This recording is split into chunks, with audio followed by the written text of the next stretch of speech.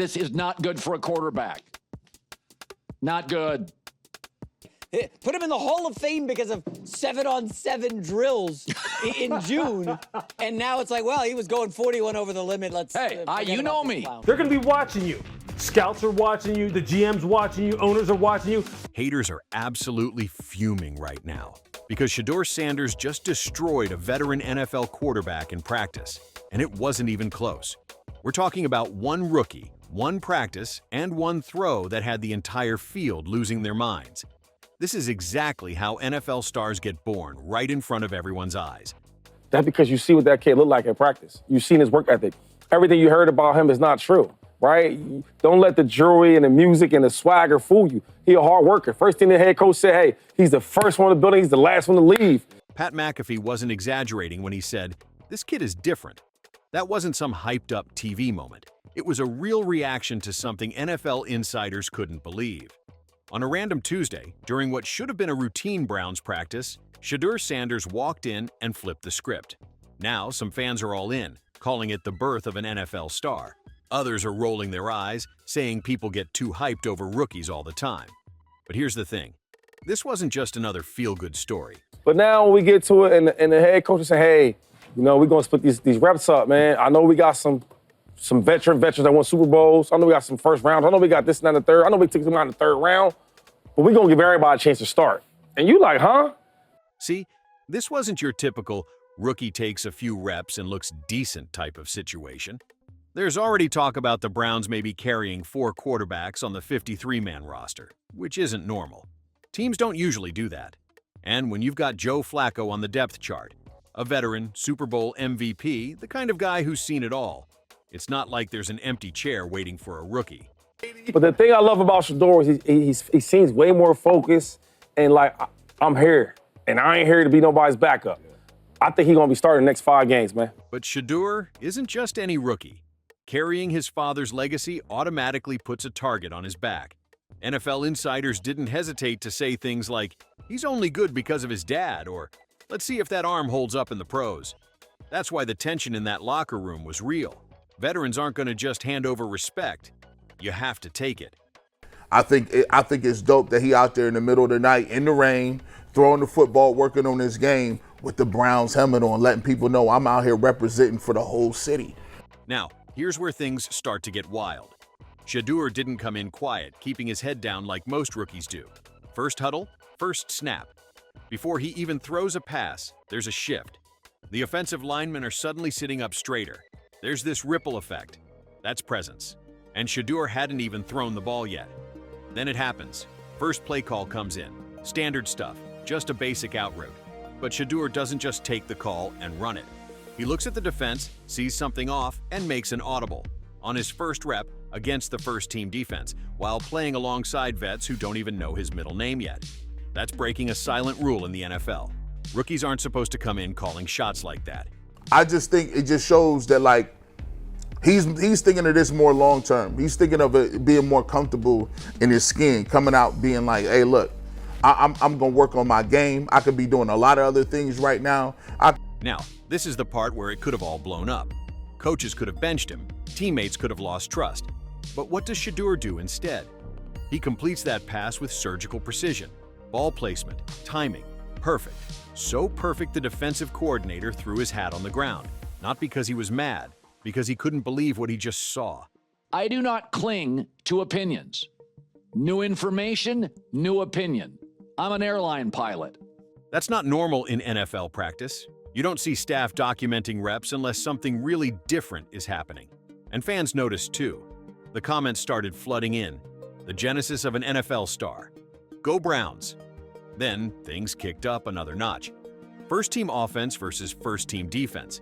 No more light reps. No more easing into it. Now it's real. Joe Flacco takes his turn. Veteran cool, clean, efficient. Check downs, moving the chains, but nothing too risky. Then Shedeur steps up. And instead of panicking or getting conservative, he starts reading the defense like he's been doing this for years. I made the team. I'm on the team. I'm the highest jersey seller on the team. And Miles Garrett's across from me. And you think he's not going to make the team? The make the team stuff is over with. This wasn't just about completing passes. It was about situational mastery. seeing things other guys missed, making the right move under pressure, and doing it like he'd been there forever. That's why the vibe around that practice shifted. It wasn't just Shedeur impressing the coaches. It was Shedeur making everyone on that field realize they might be looking at the future. And that's why people are still arguing in the comments today. Is Shedeur Sanders really the next big thing? Or is it just practice hype that won't last under the lights?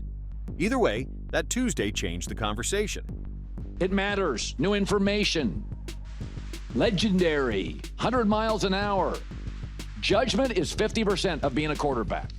When you fall to 144 in the draft and then try to match that number behind the wheel of a car, yeah, I don't think the same. So here's where things got flat out wild. At first, it was just a regular Browns practice. Offense doing their thing, defense doing theirs. But once Shedeur Sanders started cooking, the energy shifted fast. We're talking position coaches dropping clipboards, dudes who were mid-drill literally stopping what they were doing just to watch. You ever seen an entire NFL practice pause because of one player? That's exactly what happened. I think he out there just comfortable and being like, man, listen, I'm out here just putting work in and I'm gonna get my opportunity, but believe me. But here's the thing, Shedeur wasn't rattled. If anything, the more heat they brought, the calmer he got. His footwork, clean. They're going to be watching you. Scouts are watching you. The GM's watching you. Owners are watching you. They're seeing your body language.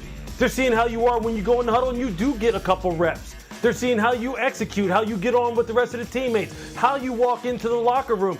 Now here's the kicker. He doesn't say a word. No fist pump, no helmet tap, no flex. Just jogs back to the huddle like it's business as usual. And that right there, that's what got under the veteran's skin more than any touchdown pass ever could. It wasn't even about showing off. It was about looking like this wasn't even new for him. That calm broke something in the vets mentally. But if you thought that was the peak of the day, nope. Because now we get to the knockout punch. Hey, listen, man, if everything the Cleveland Brown coaching staff is saying is true, that you're going to open this competition up and you're going to let the best guy win the job, if all that is true and you ain't blowing smoke up you know what? He should be the week 1 starter. Hold on. The coaches set up this deep comeback route drill.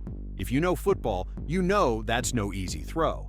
Timing has to be perfect. Placement has to be perfect. The veteran runs it first. Solid throw, smooth, what you'd expect from a guy who's been doing this longer than Shedeur's been driving.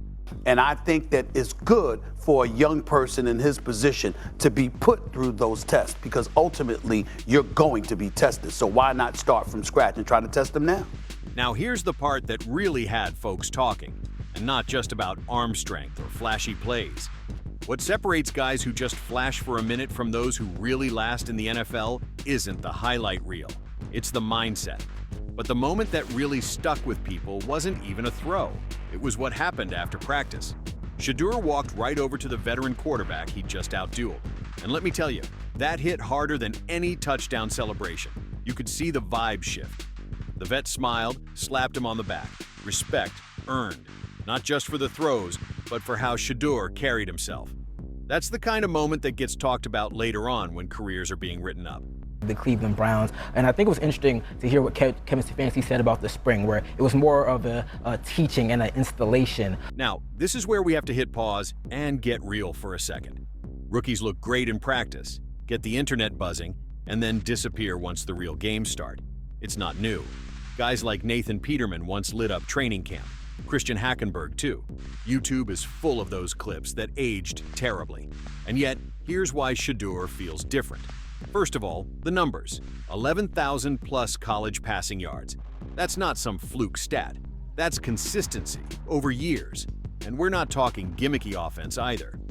His willingness to handle, not ability, because we know he has the ability, but his willingness to handle adversity. His willingness, you want to see if you're the Browns, how he's going to react to not being with the first team. Second, pressure.